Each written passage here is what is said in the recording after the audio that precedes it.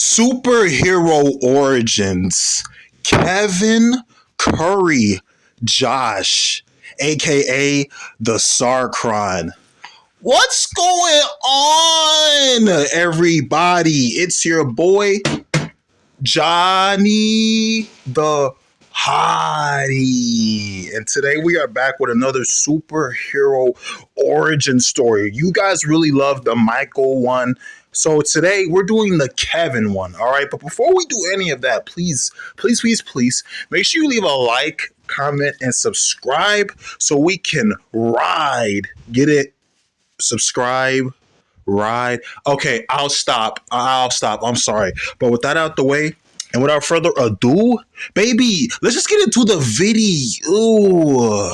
All right, so here we go, ladies and gents.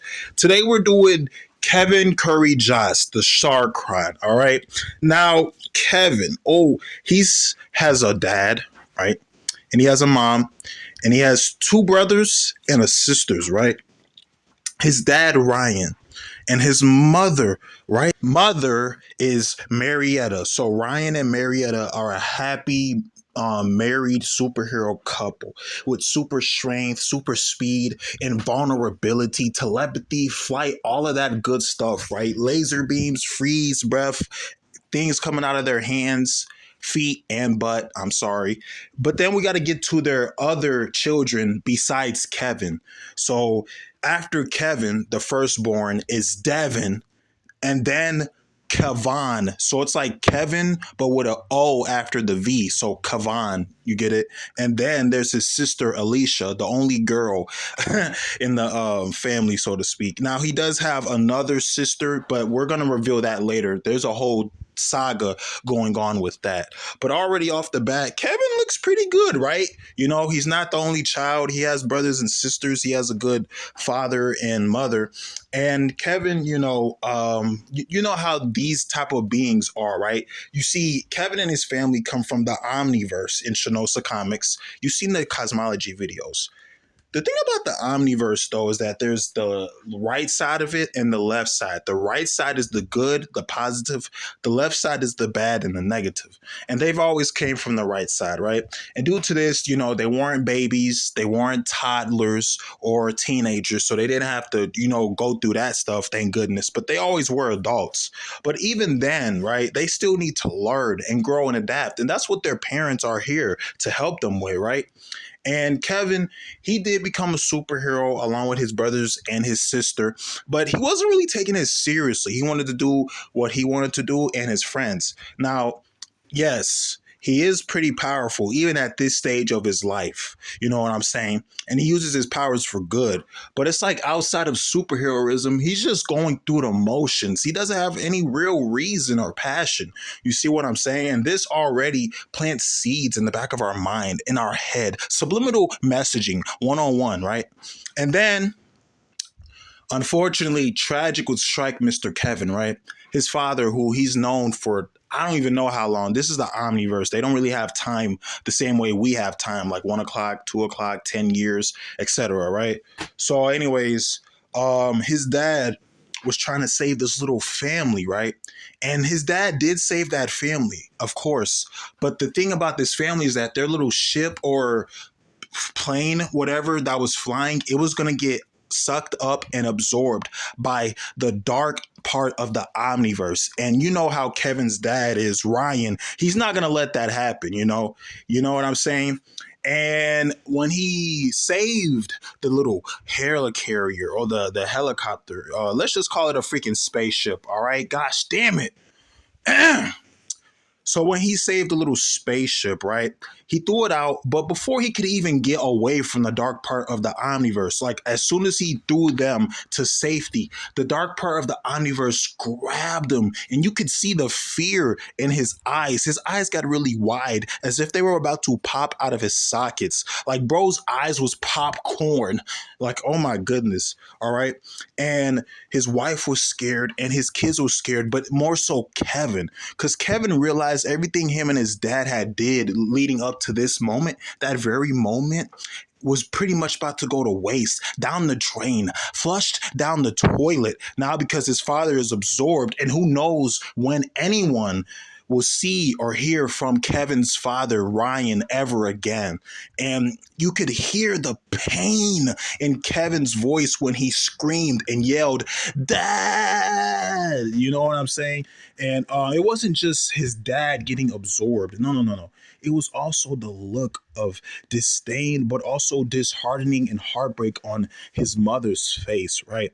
And no kid really wants to see their parents cry, especially their mother. You know, no one wants to break their mother's heart. So Kevin felt guilty. He has survivor's guilt in a sense, in a way, and he still has it to this day. But I think it was this incident, along with his mother's pain, right? That's what made Kevin take the superhero gig just a little more seriously, right? And he would soon take on the mantle of Sarcron, aka savior, in a way. All right, so now that he's fully gotten into this role and wants to um, make sure his father's legacy, his father's idol and admiration, and all the great things that his father did. Was his father perfect? Obviously not. Even superheroes still have problems and struggles, but he was good. Okay, you know what I'm saying? He wasn't evil or anything, but it shows you that sometimes bad things happen to good people. That's just the way the world works, unfortunately. You know, you're just at the wrong place, the wrong time. You know what I'm saying? So now Kevin, he's saving the world, he's saving children, you know what I'm saying? He's even like fought against tornadoes and hurricanes, right? Blitz entire universes to save alien life forms. We're gonna do his feats and accomplishments and achievements in another video, but I thought I would just throw some of them in here. Okay, and yes, we know his powers and abilities are similar to his parents. You'll see them pop up on the screen eventually, right? But Kevin has always had his powers. He was never a normal human who got an accident, or they made a deal with a devil or a magician and got their powers. No, he always had his powers, you know. So like he was never human, you know what I'm saying? But the thing is, physically, right? He's not human. But his powers and abilities are what makes him Sarcron. His loyalty, his humanity, and love is what makes him Kevin Josh. You see what I'm saying? And like I said, man, yes, he was a hero before, right? But he was like, I don't really know, man. I'm just doing it because my parents want me to do it. You know what I mean? It's like when you go to college, well, I mean, my parents paid for college. The least I could do is go to it. But you never really agreed to it. You get what I'm saying? Like, so there's that sense of relatability to Kevin, right? People who do things because they don't want to upset their parents or ruffle any feathers with their mom and dad. You get what I'm saying? So he does relate to that kind of crowd and group of people. But at the same time, he uses his father's absence, his absorbance, to make sure that no one else has to go through that again. And if they do, let's say hypothetically, God forbid, if they did, damn it, that rhymed, then it wouldn't be as bad or to the level of the same extent. You get what I'm saying?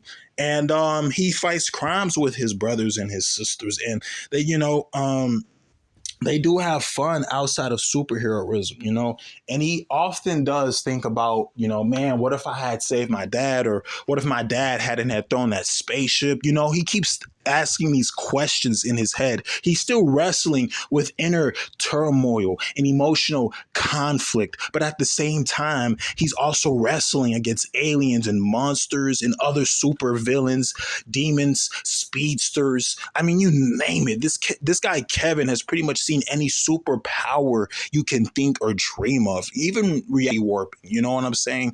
So, yeah, man, that's just the beauty of Kevin, right? Giving hope and faith to a world that is faithless and hopeless. That's his real superpower right there. You know what I'm saying? Like, yes, it's cool to have super strength. It's good to have super speed. It's even great to be bulletproof and you can fly, and all of that is nice. But he tackles real world concepts and philosophies. Pretty much any one of these Chanosa Comics characters do. He just does it good to a T. Now, in the next video after this one, we're going to do his girlfriend, soon to be wife, Kelly Josh. Okay, you get what I'm saying? Now, for a little bit of backstory, she more so became a hero because of her friend's death. I covered this in the last Chanosa video, and I'm gonna cover it in the next one. So one became a hero because of their dad. The other one became a hero because of their friend. They both became heroes, but for different reasons. Because at the end, we're all different people. We all have our different way of doing things, different things that inspire us and move us. You get what I'm saying? But that's just the beauty of these characters. So it's time to wrap this up, okay?